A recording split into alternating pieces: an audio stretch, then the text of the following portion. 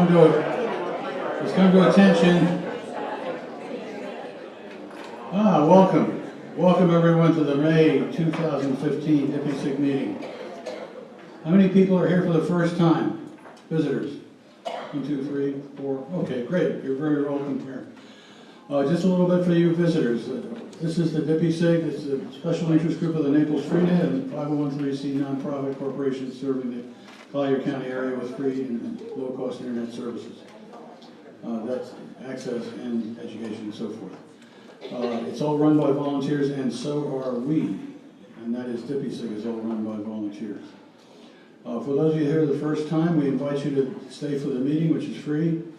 And if you like what you see in the first half of the meeting, you might think about joining the club for $30 a year. And if you like what you see in the first half, we'll ask you again, and our registrar is right over there, so you can do that. We have all kinds of member benefits that go along with that, including you would be eligible for the tour prize drawing tonight if you join at halftime. As I said a minute ago, this is all run by volunteers, of which I'm one, Sonny Saunders is another. And we normally recognize our volunteers at this time, and I'm going to turn it over to Sonny Saunders to do that. Thank you, Bill. Welcome to our 130th meeting. 130 meetings. Isn't that hard to believe? You guys have been there 130 times? I never believed it in the beginning. I did have an announcement about the chairs. They're having a test first thing tomorrow morning, and so I promised them we'd leave it the way it was. We found it. So if you move the chair, please put it back. Really appreciate it.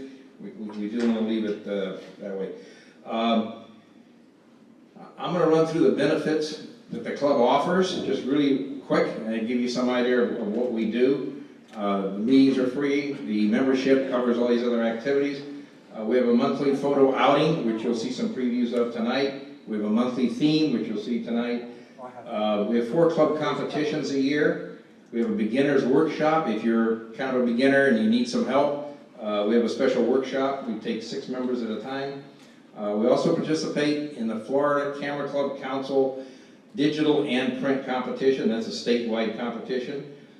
We have a discussion roundtable, talk about programs, computers, cameras, anything you want to talk about that deals with photography. We have that. We have an Adobe Lightroom workshop. We have an Adobe user, Photoshop users group. We have an Elements users group. Those are all meet on different nights, and if you're into Lightroom or Photoshop, that's all we talk about that night. So these are all different locations. We have a basic lighting workshop. We have a pro show workshop where you learn to make slideshows.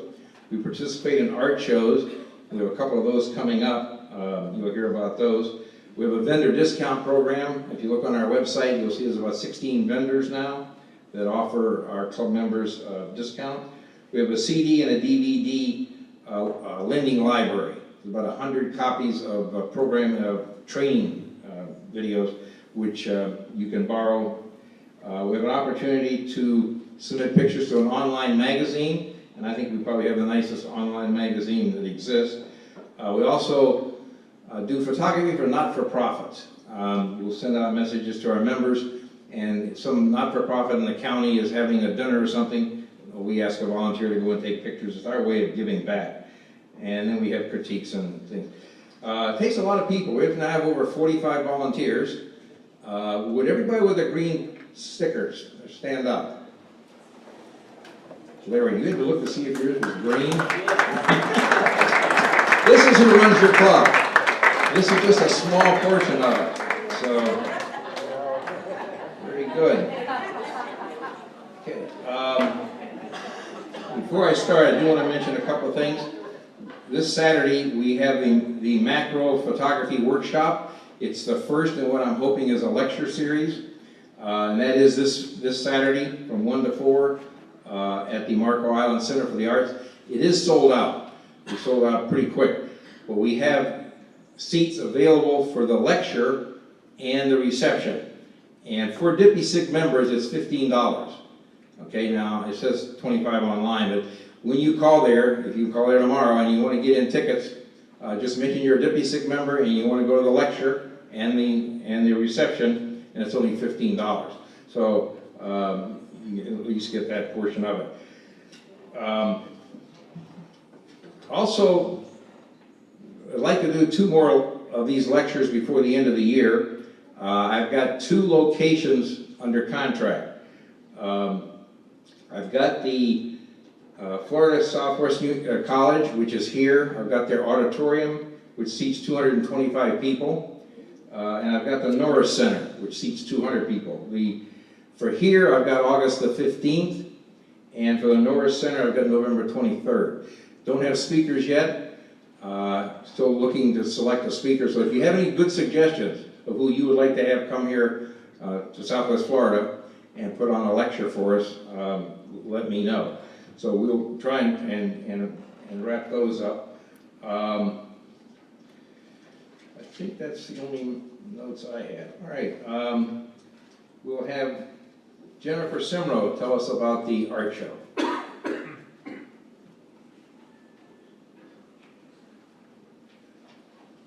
Hi.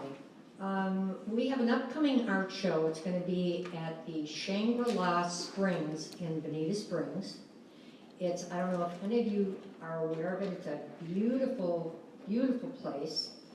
You might go there for lunch. They have organic salads that are excellent over there. I made up some cards on the free table to give you some information because Sunny asked us to keep these announcements brief. So we will have 2 months up there, and we owe Harold Kurzman. He is the one who made the initial contact, and then we worked it out with the both of us. The theme is going to be water, and anything else should be on that little card. If you need any further information, you can either call me or email me. The information is on those cards. Thank you. Jennifer. And the next one after that is in November at the Central Avenue Library. Actually, we have one on Marco Island before that, but then in November. That's why I was doing one at a time. Right. The reason I wanted to mention about Central Library is that's the reason I contracted for the Norris Center in November, is we'll be in the Central Library. We'll have our art show there for the whole month of November. So I thought that would be an ideal time to have a lecture at the Norris Center, which is just around the corner. Okay, Mary Short, you want to come up and present some ribbons? Hi, I'm Mary Short. This is my first time doing this. I'm very new and I've never used, what's this program called? PowerPoint before. So I apologize if there's any errors. And this should read first print competition. My first slide's wrong. There's really no order or rhyme or reason to these, so here's my show. We're going to do the advanced class first in all 3 categories. There are people who have multiple ribbons, so. First one is Robert Kennedy, Traffic Jam in Venice, which earned a blue ribbon. And also Invader, which earned a yellow ribbon.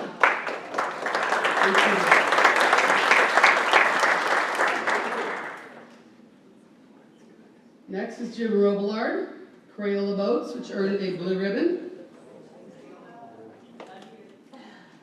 Can I keep him on? Yellow ribbon. High Tide, yellow ribbon in mono. And Mitzvah Hoistworks, yellow. Congratulations to Jim, who's not here.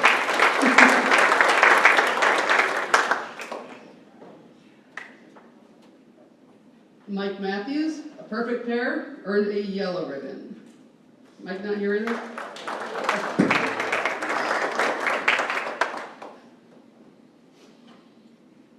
Joe Parisi, Gen 2 Mates, yellow ribbon.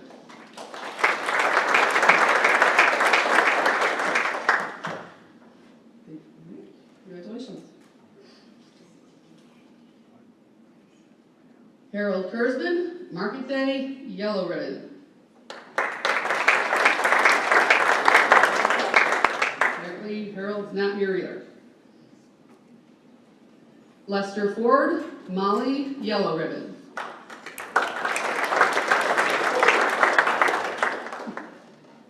Congratulations.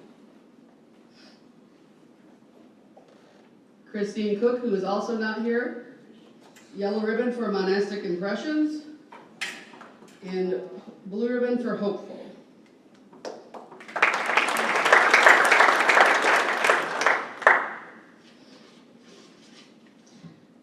next will be the beginner category.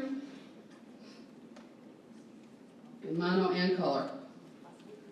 Deborah Eaton, Paris Beauty, blue ribbon. And Crystal Lake, blue ribbon. And Head in the Tree, yellow ribbon.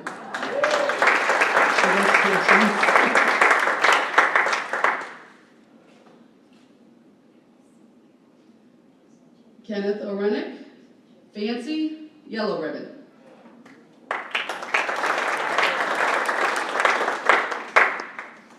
And last but not least, Steve Agulis, Pain in the Alley, yellow ribbon.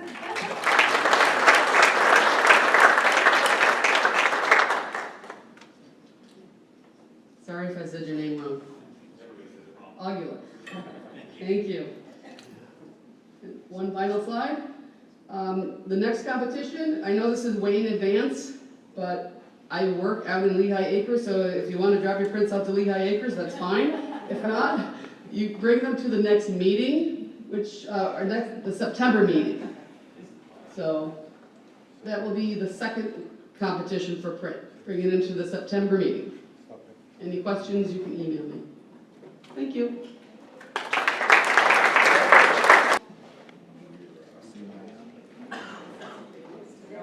At this point, we want to recognize the members in the news. We have several of them tonight. Nancy Springer's Lookout Boys won second place in the International PSA Photojournalism Competition.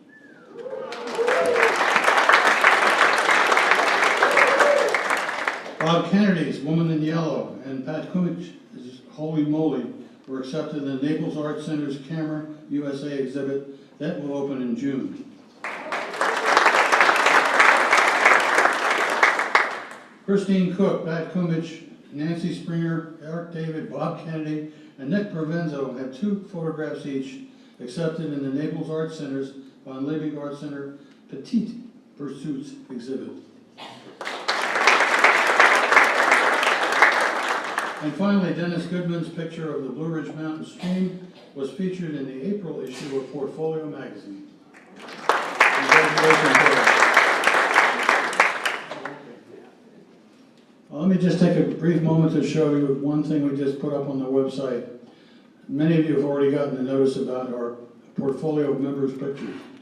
And I'd just like to show you what it looks like. It won't take but a second.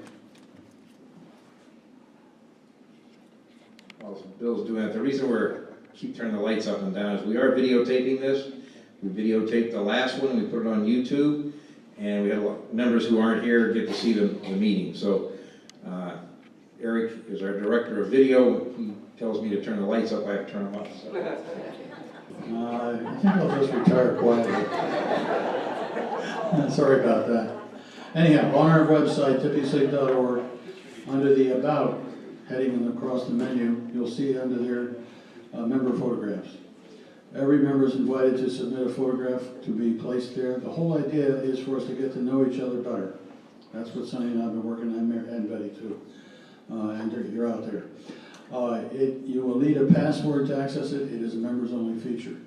The email went out this afternoon to all members. You have the passwords in the email. So take a look at it. If you'd like to have your picture up there and it's not up there, send us a square picture of yourself, 300 by 300 will be fine, and we'll put it up there too. All of them are listed by first name in first name order, so it's Bill, Charlie, Uncle, whatever. Okay, that's what it is. I'm sorry I can't show it to you at this second. Something happened here. And what's coming up next then? If you get it running, we'll show it later. Okay, next thing on the agenda is, you got new members already, right? Public announcement. This is when you get a chance to announce anything that you want to announce. Peggy, I knew you'd have your hand up. Boy, it's easy to get through here with without these round tables. I kind of like this. Hi, I'm Peggy Barron with Understand Photography. And the big thing that I want to talk about is we are bringing Southern Photo Technical Service to Naples on May 30th for sensor cleaning, and we're also going to have a photography flea market. If you have anything to buy or sell, you can just bring them. They'll be at the Understand Photography Studio. There's an early registration price for sensor cleaning of $40, which expires tomorrow at midnight, and then it goes to $50 each camera. I need to have, it's not worth Isaac's time to come here to Naples unless we have 30 cameras, and we have about 15 registered right now. So if you need your camera cleaned, sign up tomorrow and you'll get a cheaper price too. So, and then I have two more things. Okay, we are, if you're looking for a staycation this summer, for ladies only, sorry, sexist pig.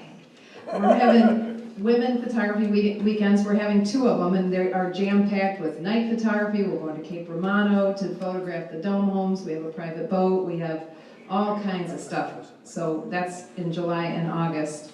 And then the last thing is, you know, a lot of you know that we are, Understand Photography is right now on a trip to Cuba, and we have another one next week, which we sold both of those out. So we're planning another one for October.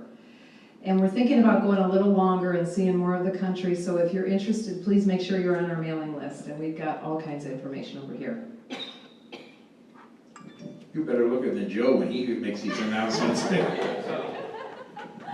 Dave Bosworth and myself also got into Camera USA. Yeah, if you get in anything, if you're publishing anything, let us know before the meeting so that we can make the announcements. We like to publicize our members.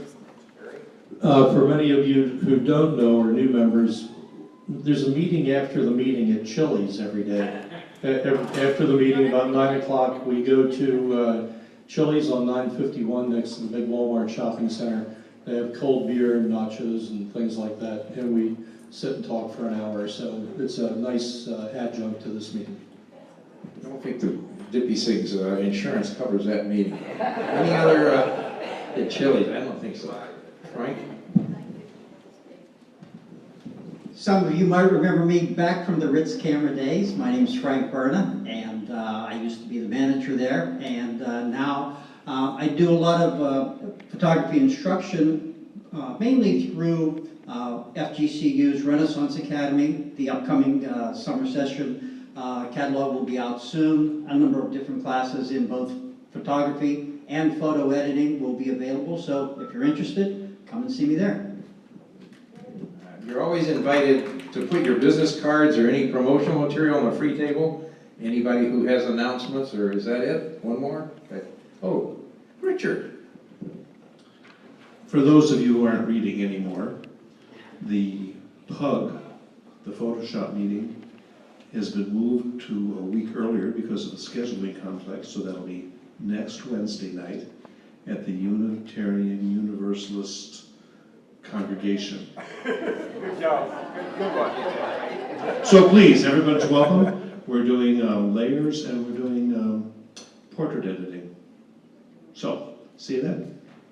All right, well, we're almost halfway through the year with some of our outings, and I've been able to be a part of some of them I haven't been able to be there, but I want to just kind of start off and say this is going to be kind of a catch-up from where we've started in January, and then each monthly meeting I'll do just like a 5-minute segment, but we've had a lot of fun out there. I think we've had some enjoyable times. I've had people send in images and continue as we do these workshops, or not workshops, but as we continue to do these outings, please send me some images, 2 or 3 of what you think are your best, and I'll try to include them. I tried to include as many as I could today.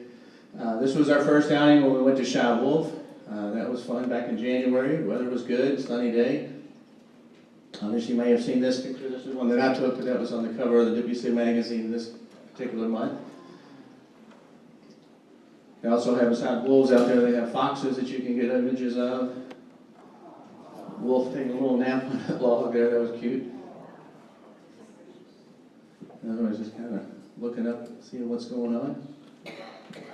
There's one of the Arctic foxes there. They also have coyotes and some other animals as well to photograph, a cougar.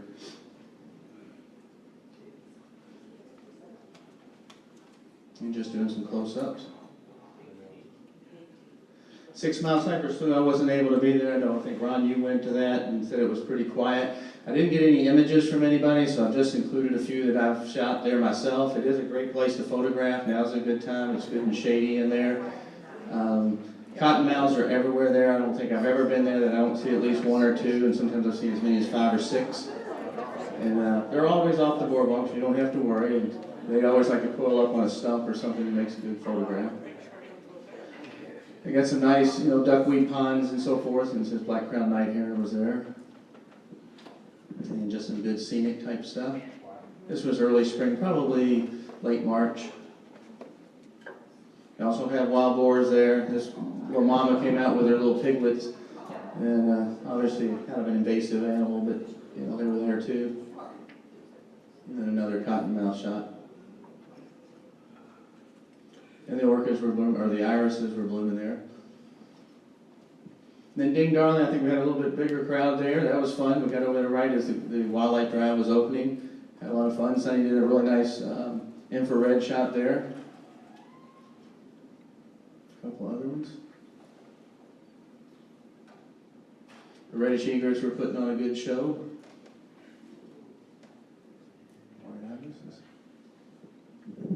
And that was right at sunrise when we first went in there.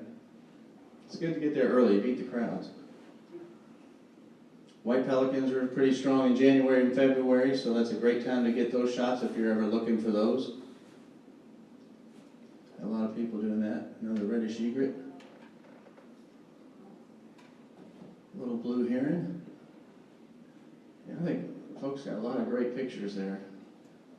One of my favorites, a cormorant, coming right up, that bright blue eye. Pelicans. Cormorant shot.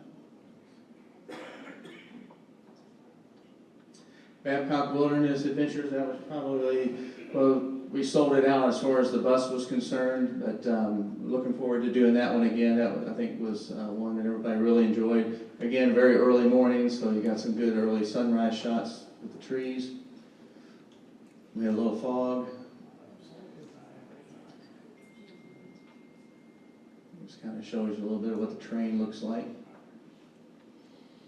A lot of people well, here's our group there that all went. Had a great time. Thanks to Christine putting her camera on a timer, got that shot for us. But this is the vehicle we went in. I know there was talking about there were no windows on the bus. Well, that's what that meant. There was no windows on the bus. It wasn't like you were closed inside, but that was the vehicle we were in. Kind of gives you a visual of what it was like. Everybody had a seat, and they had room to put their gear on the seat beside them, so made plenty of room that way. We had bathroom facilities. It was great, so no problem with that. They had up close and personal encounters. It was a great time. It is a working cattle ranch, so they do have horses that they use for gathering up the cattle. That's Sunny on the right. We did, obviously, Says Asper's on the right. some group photos. Some people just laid down and just kind of got into the moment. That was a lot of fun. There's an old cabin there that we stopped at, one of the stops. And you got a picture there of Christine going up the stairwell. It's really some good photo opportunities at this place. I think we do that again next year. Everybody needs to try to make it. Maybe we can get 2 full buses. Some of the little little calves that were just born. A couple of them just butting heads. I wish we had some deer out there. We saw this fawn and a mama with her young. There's another one. We tried to get some turkey pictures, but they just wouldn't come out. They usually have a bucket of corn. Well, they do have a bucket of corn on the bus, and a lot of times when the bus is pulling through, the turkeys will run up. But we were a little early that morning for them. Probably the star of the show was the panther they have there in a large enclosure. His name's Osceola. It's a male panther. He's probably got about an acre enclosure there, and so it makes for some nice photos. You don't have to fight. There is a chain link fence, but if you work your camera and get close, you can, kind of work around that. It gives you some nice chances to get some shots. Even some really close-up ones, because he comes right up to the fence too. He's kind of curious to everybody. So everybody enjoyed that.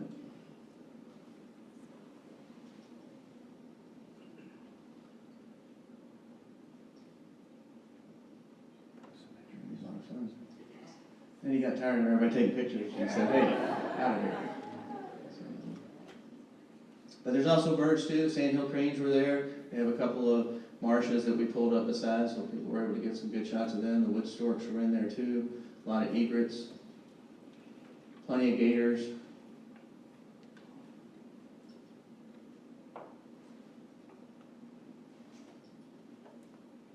Little time to do maybe a little macro, shooting that with a 100 to 400 at about 6 feet. You know, gives you just a nice shot.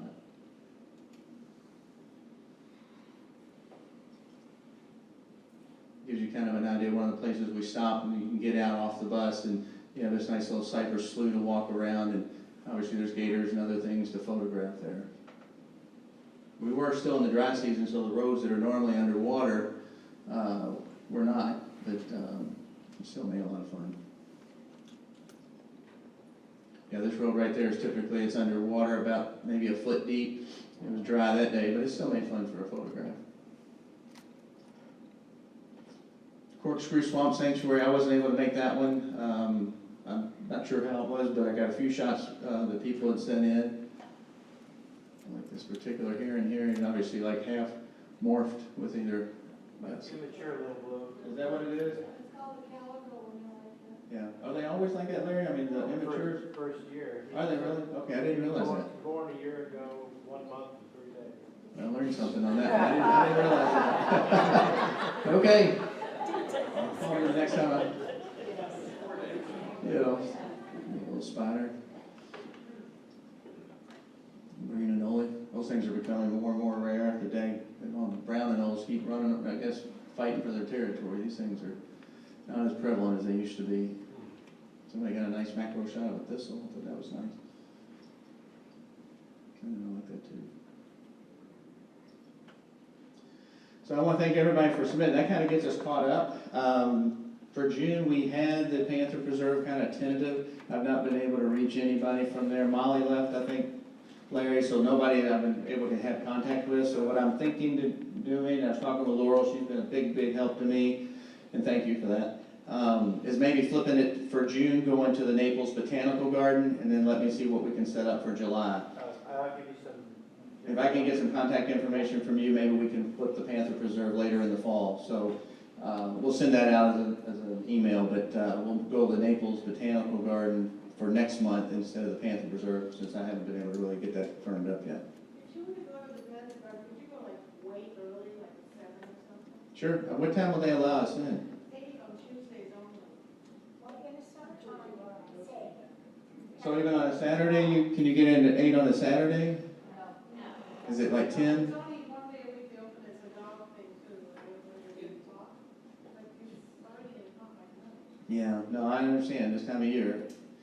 I mean, I have no trouble changing it to a Tuesday if that works for everybody else, but that's, Even earlier than 8 or 7. will they let you in at 7? That's it.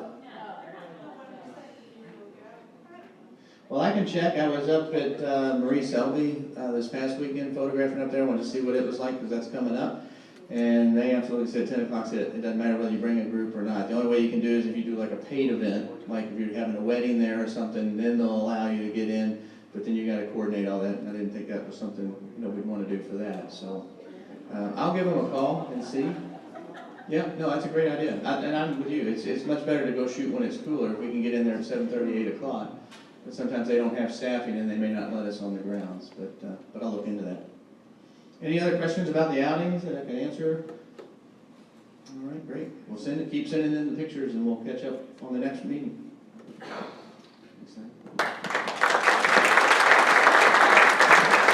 Thank you very much. Jeff's getting set up here. When we were at the ranch, we were watching the Panther, and he was just mingling along, and Bob Kennedy comes walking along the fence, and he started stalking Bob, and you could see he got down low, and he started coming up, and he could have got through the fence. I think we would have had some real action shots.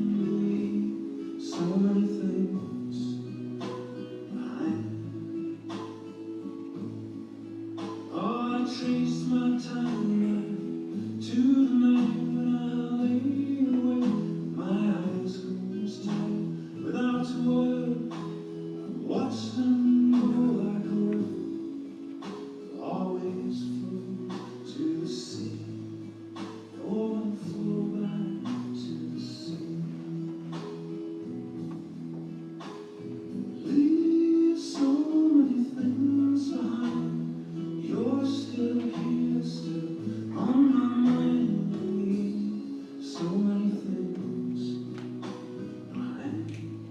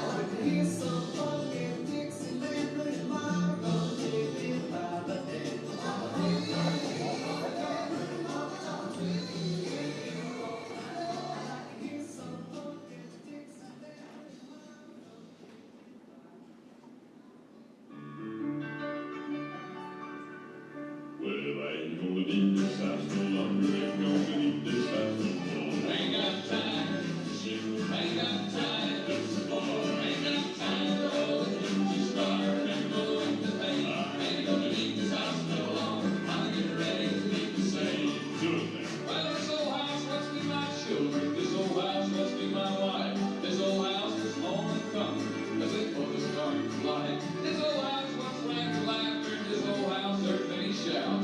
That trip goes into darkness when the light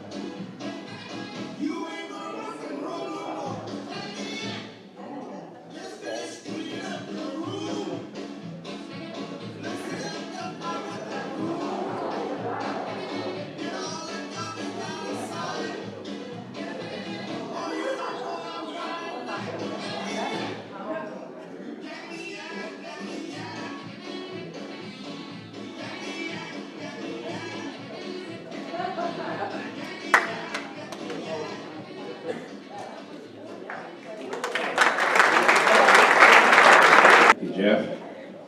Jeff's the one that does the pro show workshop, so he'll show you how to do all those things.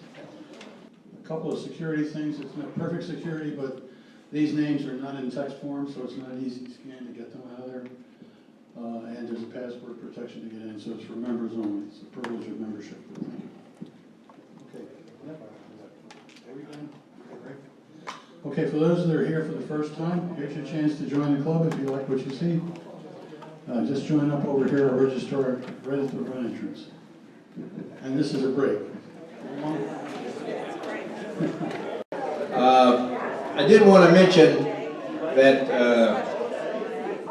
we have 14 door prizes tonight, and one of those is from Tom Vincent. He had gotten a ticket for the Saturday event and then couldn't go, so he donated it. So the one thing up there you see is a ticket for tomorrow, Saturday's event, and that is for the full photography and everything, the full event. So I did want to mention thanking Tom for donating that.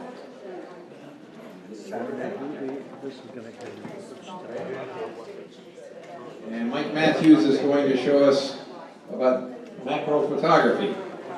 All right, well, appreciate you letting me speak to you guys tonight. I'm going to give you kind of like a little bit of a mini version of what I'm going to be doing at Marco Island tomorrow, on Saturday. We'll talk about macro photography. To me, macro photography, what I call is a small but beautiful world. There's so many things to photograph. The neat thing about macro photography is you can do it year-round, 24/7. It doesn't matter what the weather's doing, whether it's cold, rainy. You can do it indoors, outdoors. There's a lot of opportunities for macro photography and really unlimited amount of subjects. I lead workshops in the winter down here on frogs and reptiles. I just did something in St. Augustine up there for 3 days at the Florida Birding Festival. Had a great success up there, so it was a lot of fun. But when I go out shooting, just even on our outings, I always take at least a 50mm macro with me in a ring flash, because you never know if it's a day that a lot of birds aren't out or something. There's always bugs, there's flowers, or things that you can photograph. But people were asking me a lot of times is, well, what's macro, what's close-up photography? Well, to me, true macro is anything that's greater than 1:1 and sometimes up to 5 times light size. I have a Canon MPE 65 lens, and if you want to really do macro, that's a great lens to have, but you better be dedicated to macro because that's a lens that strictly only has about 6 inches of focal length. That's it. I mean, you're going to be shooting everything within 6 inches. I mean, if you're going to do a bug's eye and blow it up the size of a billboard, that's the kind of lens you have to have. But regular macro lenses, like a 50 to a 180, that's the Canon version, Nikon obviously has theirs as well, are all good for both photographing indoors and outdoors. Long-range macro, to me, if you're using a telephoto lens and you're outside and there's a butterfly on a flower and you don't have a macro lens where you can get right up on top of that, a good telephoto lens, sometimes a 200, 300, you can get close enough that you can fill the frame. And to me, macro is filling the frame with the subject that you're wanting to shoot. Some people can say that it's not true macro, but to me, when you fill the frame, it's a version of macro. Camera settings. This is one of the things I talk about in my workshop. So this kind of gives you an idea of when you're shooting outdoors, I shoot in the AV mode or aperture priority. Typically shoot ISO around 400 to 800. F-stop depends upon the depth of field that you want. If you want shallow depth of field, then shoot looser. Shoot like an F4 to F8. If you want a deeper, more depth of field, then above F8, up to F22. Long range macro, 100 to 400 works well. For general field work, I like the 100 to 180. I have a 180 and it's great for, again, we're talking about bugs. If you're really wanting to shoot those, they're a little more skittish. If you have the 180, that allows you to be back 4, 5, 6 feet from the subject and you can still fill the frame. For close-up work, like non-moving subjects, flowers and things like that, I like the 50 because it's light. It's only about 3 inches long. You put a ring flash on it, you can travel super light and able to get some good close-up shots. Indoor macro photography, here's some of the settings that I use in the workshop. Shoot manual mode, you're going to shoot 1/200th of a second, somewhere in 200 to 400 ISO. But F16 to F22, you want that maximum amount of depth of field right up close because you're going to be right on top of the subject. And using a ring flash, twin flash, or even a speed light with a diffuser like a Gary Fong type diffuser, it allows you to get right up on the subject, gets that nice soft wraparound light, and it makes a great image. Keeping your flash set on ETPL is the other thing. Best lenses, again, going back over that. If you're using indoors, and like you have a 180, if you have an extension tube, you can cut that focal length down. So if a 180 lens is like 6 feet focal, is as close as you can get the focal length, or focus, the extension tube, you put that on there, you can cut that distance to 3 feet, so it allows you to get a lot closer. And talking about the flashes again. All right, this is an example using that MPE 65. I mean, that horsefly right there is about ½ an inch away from the lens itself. And I had a lady ask me, so how did you get so close to that? I said, well, my wife did it with a flash splitter. It's pretty simple. Picked him up, stuck him on a little stick, and took his picture. He wasn't moving very much. But as you're seeing, just looking at the color in the eyes that you wouldn't normally see on a horsefly that's out on the wall somewhere. Caterpillars are fun. Get these from the garden center. You go to your local garden center. I go to Driftwood quite a bit, and I'm literally looking for caterpillars when I'm there shopping for other plants because I want to get these kind of things to photograph.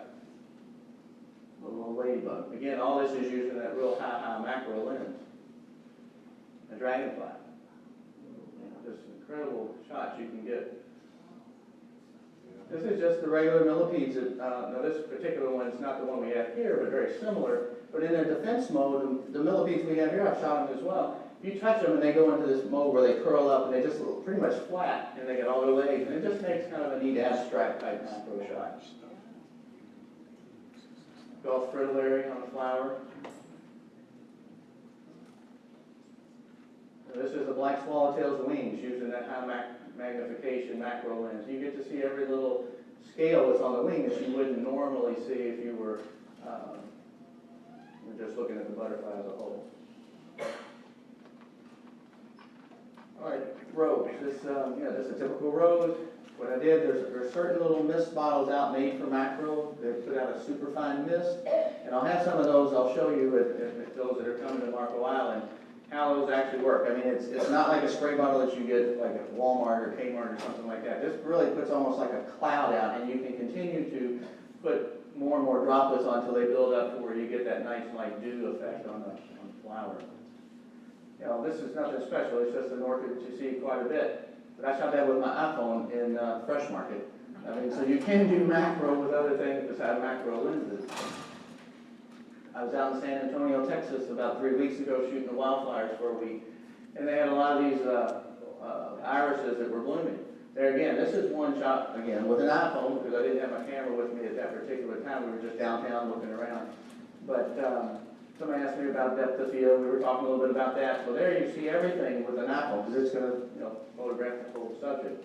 But going back with a macro lens and a ring flash, I was able to make that background go completely dark. And a lot of people are like, how do you do that? Well, the ring flash has a very short distance, so it's real powerful up from maybe 2-3 inches, but then if light falls off so fast that, you know, 2, 3, 4 inches beyond that, it's going to go 2 or 3 stops darker, and if it's got 6, 8 inches behind it, it's going to go black. So it makes a nice way to, you know, if you want a silhouette in this particular case, I like the way the white flower was, and just making the background go totally black. You know, obviously we got shells here. This shell is a lightning whelk that I collected a long time ago, but my wife and I spent Sunday, we were just out on Captiva, and I picked up all these little tiny shells and made a little collage of them, and I'll have that in the presentation on Saturday, but there's a lot of things that you can photograph with the shells around here, the nautilus. I mean, I picked that up at one of the local shell shops. Again, shooting that with a ring flash, that's on the kitchen table. All the wall and everything behind it just goes black because of that flash falling off so quickly. That's just the back of a peacock walking at the alligator farm. Just shooting at the detail of all the feathers laying down his back. Turkey feathers. You know, again, the subject matter is just endless. This is, again, shooting with that real high magnification lens, but it just shows you how close you can really get in the detail that you can achieve with it. This is just a calla lily, but what this is sitting on our deck. Our lanai, and the sun is just beaming through, hitting the backside of that flower, so it made it almost glow in the center. So I'm shaded above it, shooting down with a ring flash, but it just made that whole center just light right up. May I ask you a question? Sure, sure. Ring flash on a 100 or any other kind of lens as well? Not really. I mean, it'll, for like a 180, they're designed really for macro lenses. I mean, you really couldn't put it on a 100 to 400, because you don't have any power more than about a foot.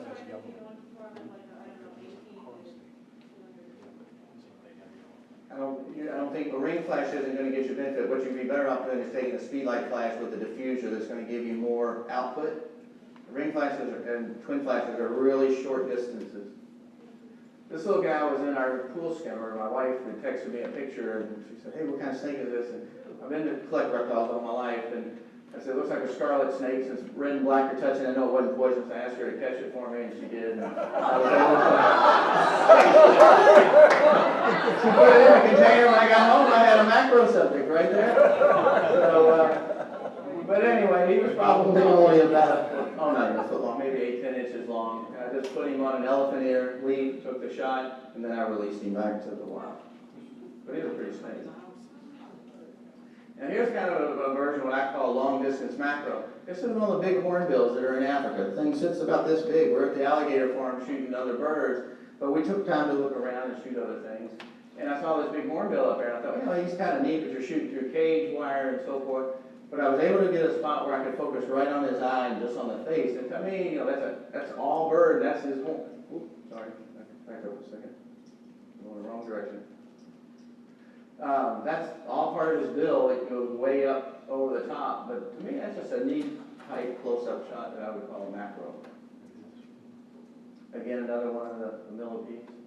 I took first place at a contest called Abstract in Nature in Kentucky with this image. And again, going back, just showing how detailed you can get. This is one of the orchids that was up at the Selby Gardens. I was up there last weekend taking some shots. And Ed asked me, how do you get the background black? Well, just what I was just telling you, ring flash. I'm literally probably 3 inches in front of that flower, and all the foliage behind it is probably 6 feet or more, and it looks just fine. Just when the foliage was a little closer, so you do see a little bit, but it's nice and soft and muted behind it, so to me it doesn't detract from it. No tripod, all handheld. Yep, I don't use tripod at all on my macro, unless I'm outside and I'm photographing something sitting on a flower or something where I need the stability. Because when you go to aperture priority, the flash is giving me all of the shutter speed I need. It's telling the camera, shoot at 2,000th of a second or whatever, maybe even higher. But when you're outside and you're not using flash, you have to use the ambient light, so then you need the tripod to hold things steady. And cranking your ISO up a little bit.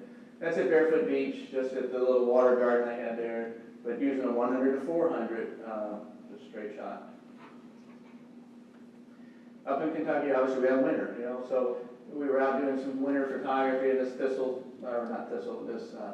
milkweed thing was kind of tumbling along, and I couldn't get it to hold still in the frozen water, so I just took a little spit on my finger, touched it on there, and stuck it to the ice, froze it, and held it right in place. So, all kinds of little tricks to the tree.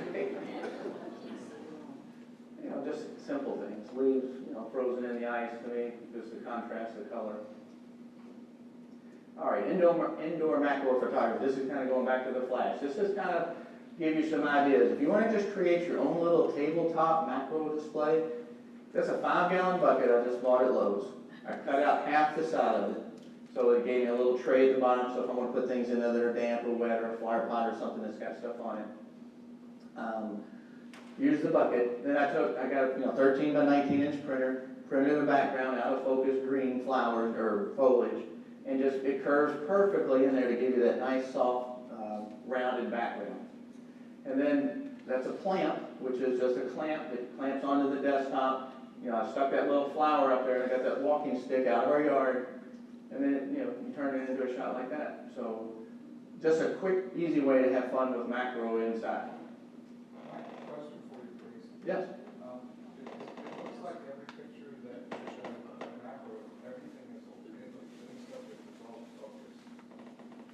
All of the subject? Everything in that picture is in focus. There's nothing out of focus. Well, that's because you're shooting at f/18, f/22, and so you're getting that depth of field, but you're only getting it where you want it, right close up. And I'm probably 3-4 inches from that walking stick. Is the objective to get everything in your area all in focus? To me, with macro, as much as you can get in focus, unless you're trying to isolate something like just the eye on a particular, like I did on that horsefly.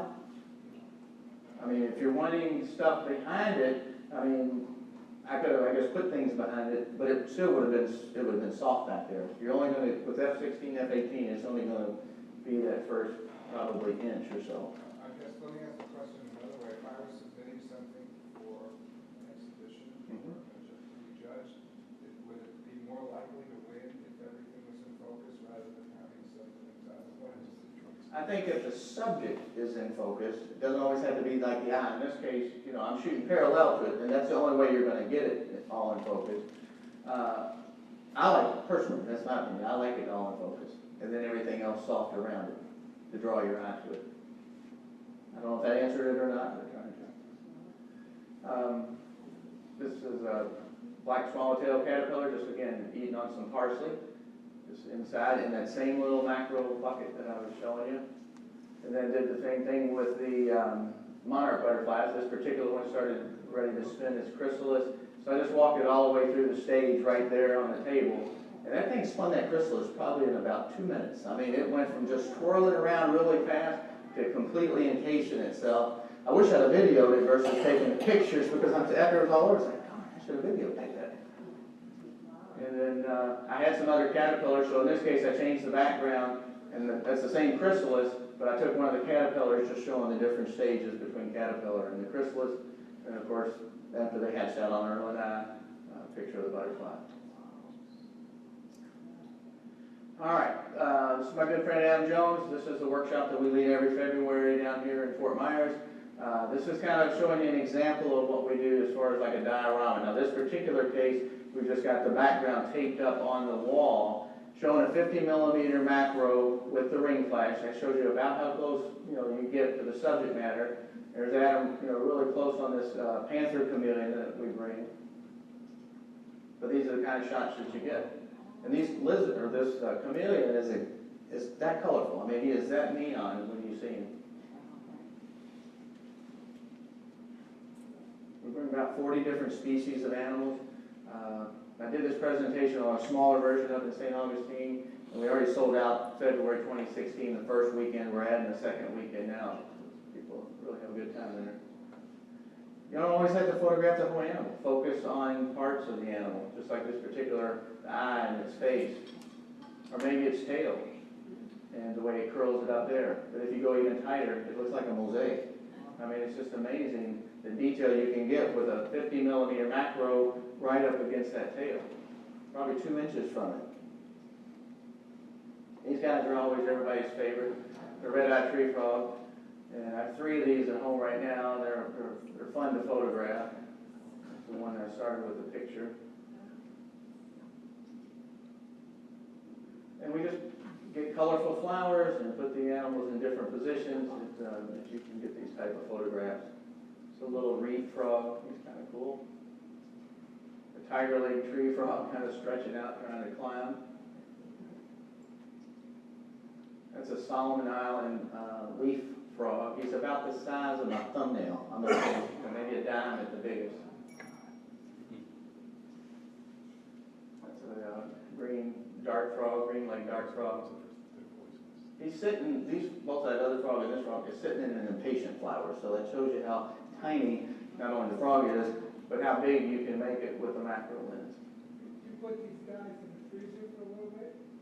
No. You just have to wrangle them. It's constant. I mean, you know, to get a shot like this, I mean, sometimes he'll sit there maybe for 2 minutes and try to get everybody to get the shot quick, and he'll want to crawl, and we'll have to reposition him and get him ready, you know, so that you get the photograph. Mike, is it dangerous to touch the dart frog? The dart frogs, no. That's a great question, though, because of poison dart frogs. Well, all the dart frogs I get, and most everything that's sold today is all captive bred. Dart frogs from South America and Central America, what makes them toxic is there's an ant that they eat, and when they eat that ant, it in turn mixes with the mucus on their skin, and then that's what makes the poison. It's very toxic, and what natives use to, you know, put on their darts, etc. But the captive bred ones, they're fed fruit flies, and so they don't have any toxins in them at all. I wouldn't put one in your mouth, but. All right, here's an example of, this is a green tree python here that was in our workshop. And I just want to show a couple things with this. One, when you use a ring flash, you're going to get these crescents, okay? So that's going to happen. It's just part of the way the flash is. So there is a little Photoshop work you have to do, tweak the contrast a little bit, changes the image quite a bit. And then you just put the catch light back in yourself with a dot healing brush. Gargoyle, gecko, and I tell people here, I said, look at these eyes. I mean, not just the lizard's kind of neat in itself, but the eyes are amazing. You got all this kind of a crest across the top. Blue-tongued skinks are a favorite. I will have one just very similar to this one at Marco Island that you'll get a chance to photograph in it. Most time everybody can get a tongue shot, hopefully. They're a lot of fun. Jackson's three-horned chameleon. I have this guy at home as well. He's pretty neat. It looks like a little triceratops. This is a field lizard from Australia. Now, this is a friend of mine's private collection, but he brought that for our workshop. And a lot of the animals I own myself, and then a lot of them I have collector friends that have this kind of stuff that help me out and bring some of these things to the workshop.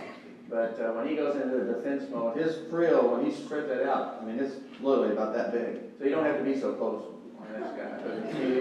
He's an 18-inch long lizard, so. Jump and fly out of your camera. I have to tell you sometime, I wish my wife was here, because it was hilarious. We were in St. Augustine, not this year, last year, and everybody had gone. I said, well, I want to get a couple of red-eyed tree frogs myself. So I was getting it posed, and I said, no, you just hold the little branch here. That thing jumped out and landed right on her face. I mean, it had 2 quills, feet on her forehead, and 2 on her cheek. I wanted to get the picture, but I was laughing too hard. It was hilarious. This is a little baby tokay gecko. Just neat coloration, sitting on a dahlia flower. Ed's been to my workshop before. It's been a good time. I'll bring this guy. It's bearded dragon, and again, I'm just showing you a face shot, but he's probably not about that long. We'll have him there to photograph. Again, going back to the eyes, not just the whole animal. Sometimes just look at the detail in some of these animals. This was a monitor lizard. He's about 4 feet long. I went up to Sarasota when I went to Selby Botanical Gardens last week where they had a reptile show at the fairgrounds. And I told my wife, I said, well, I'm going to go up there and see if there's anything that, can use for macro. Didn't find anything, but this guy was walking this monitor on a leash. And I kept looking at him and I thought, no, he's got a cool looking eye. So I literally got down on the hands and knees on the floor while he held him on the leash and took a picture of his eyeball. That's kind of a bizarre looking eye. It belongs to a banana gecko. Then you got your favorite tarantulas. We bring in some of these to the workshop. They're always fun to photograph. I like the Mexican red leg or red England's the best. Just set him up on a bromeliad and he just sat there if everybody get photographs of him. Or you can get real close and get up here where his eyeballs are. You can get this rose-haired tarantula on a coleus. There's all kinds of beauty in macro. I mean, there really is. Or you can get real close to him and see the little eyes right there. If you don't like his eyes, then you can photograph his toes. And those are fun too. All right, outdoor macro photography. I use my friend Adam Jones Biscotti. He and I photograph all over the country together, and he leads workshops. He's a Canon Explorer of Light, so we're always doing stuff together. Here we are in Kentucky. This is a spring day. Things are finally breaking, stuff's coming up. These two little spring beauties are on that piece of moss right there. But I wanted to show, here we are, 50 macro lens, right down on top of the subject, but you walk away with a nice image if you, just by doing that. That's what I'm saying, macro is everywhere. Another good friend of mine, Byron Butler out of Louisville, he was on that trip with us. He's using a 180 macro, but you notice now it was an overcast day, but the sun was kind of coming out, in and out. So he's using a diffuser. So that big circular white thing, he's using that to block the sun, to give a little bit of shade, but he's still only going to be focusing, about, 10 inches, 12 inches maybe from the subject, but he's getting flowers like that. So really, if you get into macro, it gets to be more and more fun as you go along. Some lady slippers in Kentucky. They were a lot of fun. Those things are hard to find, but just, talking to people, saying, I saw some up on this hillside and was able to find these guys. A trillium, that was in our backyard in Kentucky when we lived there. I planted a lot of stuff in our yard just so I had a lot of access to stuff like this in the springtime. Red trillium, that's in the Great Smoky Mountains. This is out in the Sierra Nevada mountains in California, just one of these tiger lilies blooming wild. Some Indian paintbrush growing up right beside this white granite boulder, and I just like the contrast of it. This is in our backyard. I shot this a couple of weeks ago. I saw these little pink flowers just kind of waving in the wind out there. And I mean, they're probably about the size of a nickel, and maybe only 6-8 inches off the ground, kind of spindly stems. And I went out there and looked, and man, that's got a pretty cool looking center to it.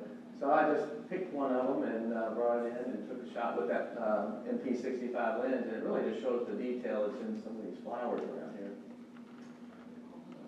Just some lilies, some orchids, just shot inside using a ring flash. Another one from the Botanical Garden last week.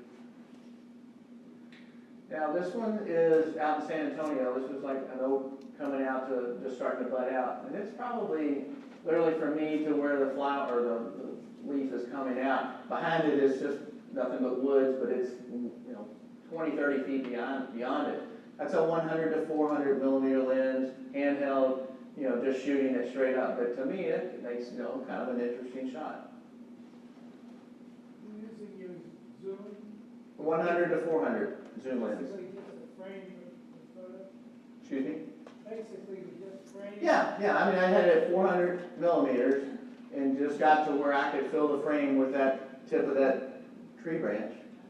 And then everything behind it was out of focus. Using the sunlight to backlight an elephant ear, just adds some interest.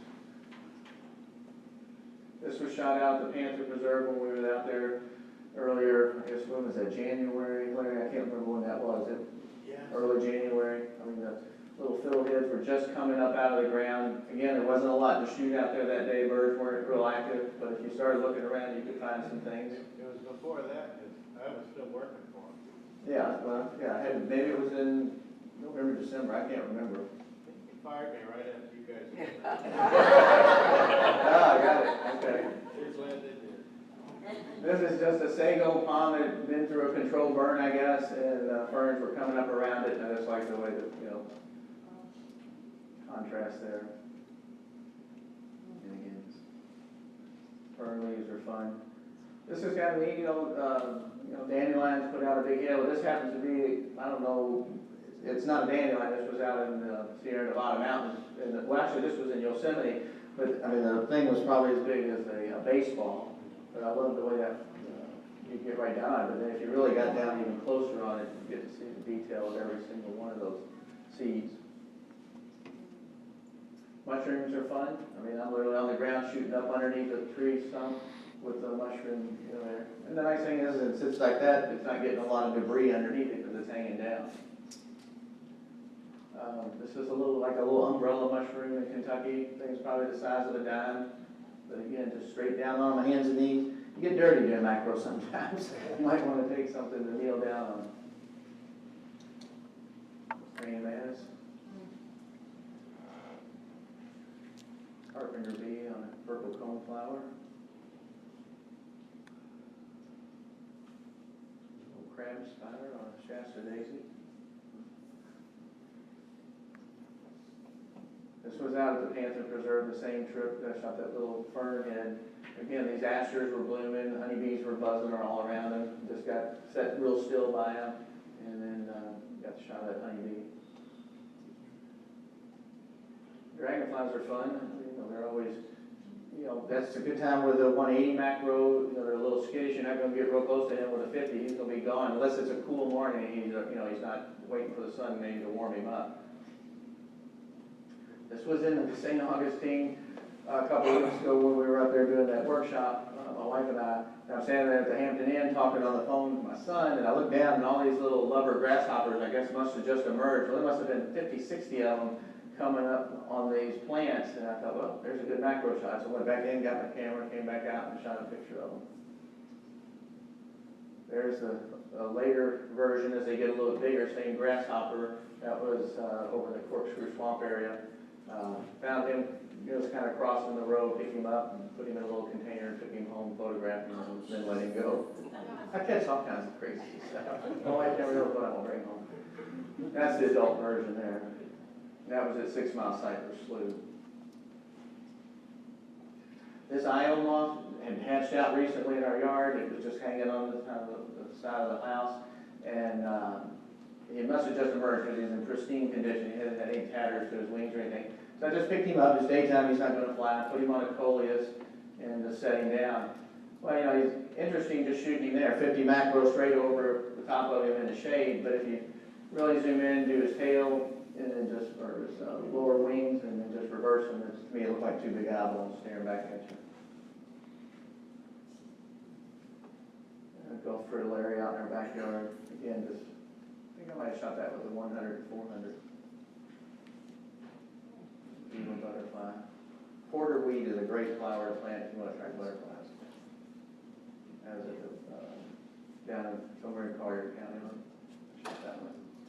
Yeah, this is from a butterfly garden, and I wanted to just talk real quickly about it. We were talking about depth of field earlier. So I'm parallel with this owl butterfly, and he's just, he's not going to go anywhere. But there's a lot of distractions. I think this is part of the butterfly house back there. There's a lot of greenery and stuff like that. But sometimes if you just change positions and put yourself 2 or 3, 4 feet, one direction or another, in this case there was out of focus flowers behind it, makes a much more striking image to me than all that greenery that was behind the other one.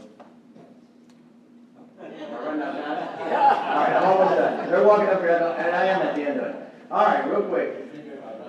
Backyard, at home with the snake. This was shot out at the Panther Preserve. Well, people say, okay, how do you get these snake shots? Like that. Well, what you do, you walk along, you find a snake, you pick it up, you get the micro lens out, and you take his picture. Just like that. And that's how you get the picture.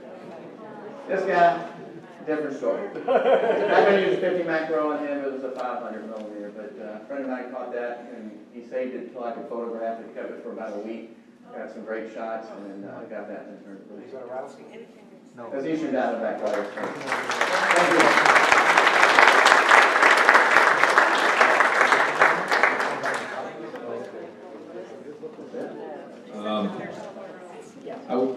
I got an opportunity to watch Mike at the conference, and he says he wrangles these. Some of them pose for him. He sits them there, and they honestly pose for him. I swear they do. We all know about shutter speed, something we all use. I've been using it, and of course I teach it, and I teach shutter speed. In the beginning, of course, you talk about this, and then you start to talk about, well, it's doubles or it halves.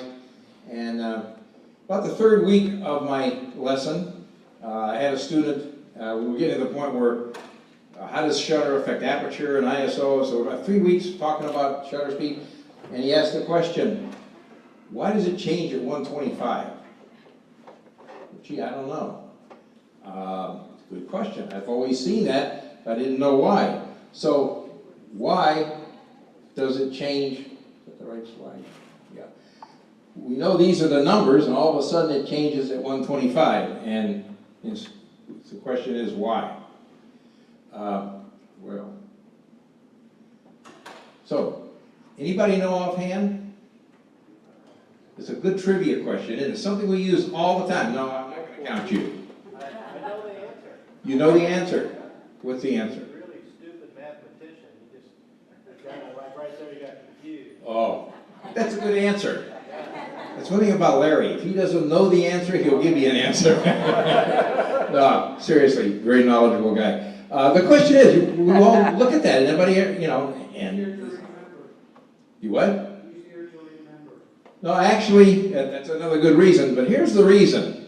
Okay, I went to a couple of different colleges, their websites.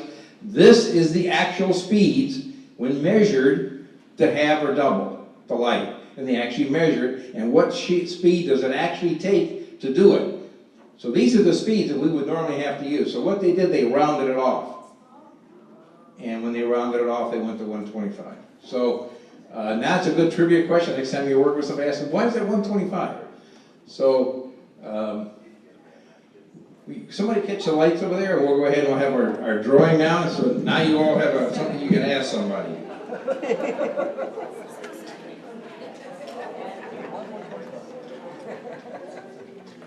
Thank you.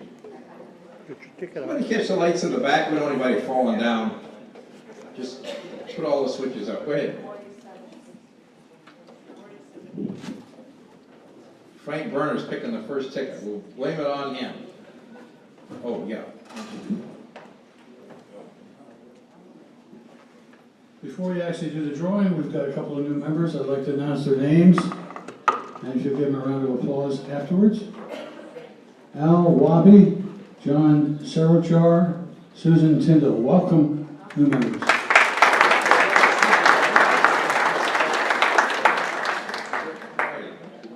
Maybe one of the new members won a door prize. 14 of them up there. And the first one is 004773. You got it? No, you missed it. 4773. You have it? Well, just, you don't need another number. You got the right one. Just run on up there, dude. It's an honor system. I shouldn't say that before we're done. But sometimes we check.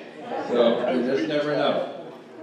It's always interesting to see what they pick first. But while we're looking at what she picks first, we don't want to push her. 47. 14 of them. 14. 4785. 4785. 9. No fighting up there, ladies. Okay. There we go. And we're ready for the next one. Move right along here. Now, this is interesting. Just reverse the last two numbers. 4758. 4758. That'll never happen again, probably. So. All right. Have you ever been? One time. Well, only a couple numbers off here, different. It was my first, I was a guest. Whoops.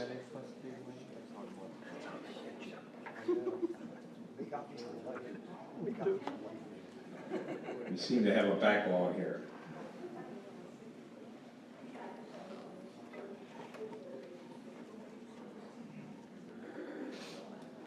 Just one. All right, 4756.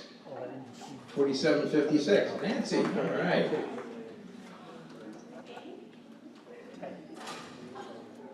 $14. All right. 48, Nancy won't take long. 47, or let's start all over. 4807. 4807. Richard, is that you? Richard! Well, all right. I missed my one. Richard had a couple of critiques for us, but we'll get those next month. Instead, he won a door prize. 47. Payola. We have to have people start looking at the door prizes at halftime. Hey, no kibitzing up there, guys. Come on. This has never happened before. I think they're having a meeting. They're negotiating, yeah. Okay, Richard, 4769. 4769. 4769. Aha. 47. Harry, all right. Another one of our volunteers. Pays the volunteer. 4770. 4770. Very good. Our next meeting is going to be June the 11th. And Larry Richardson's going to talk to us about a photography cookbook. So I have no idea what a photography cookbook is. It's gonna be cookies for us. How to cook lenses or something maybe. Yeah, Cookies. cook critters, yeah, there we go. But that's one of the things we're gonna have next meeting. And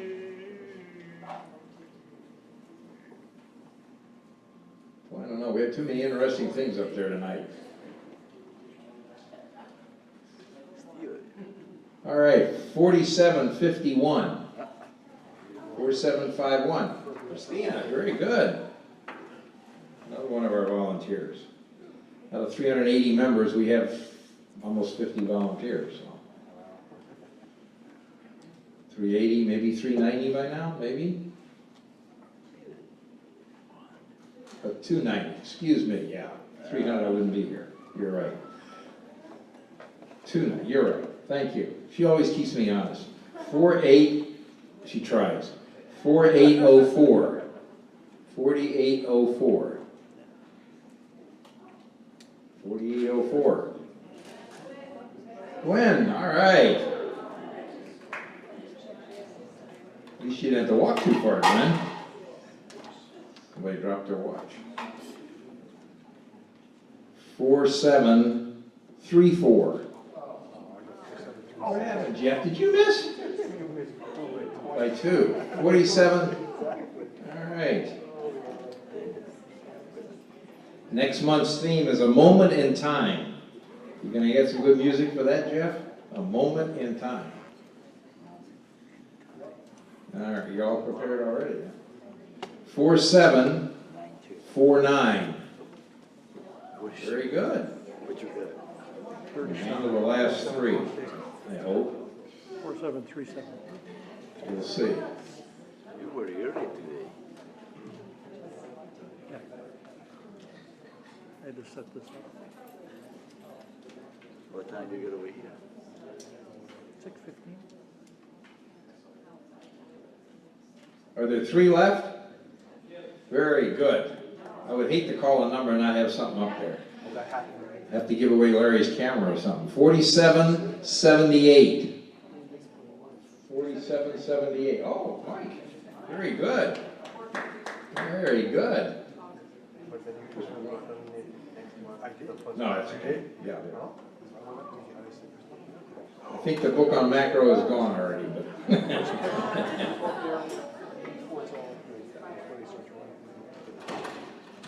All right, 4772. Oh, very good, right there on the end. And we got the last one. We'll wait till everybody gets out of there. Let's take them. No, we haven't done it too bad. Okay, I'm gonna call the last number. Don't everybody jump up and leave. We want you to go home safe. But let me make sure somebody has this ticket first. 4750. 4750. Oh, Jennifer, wonderful. Drive safe. We'll see you all next month, June the 11th.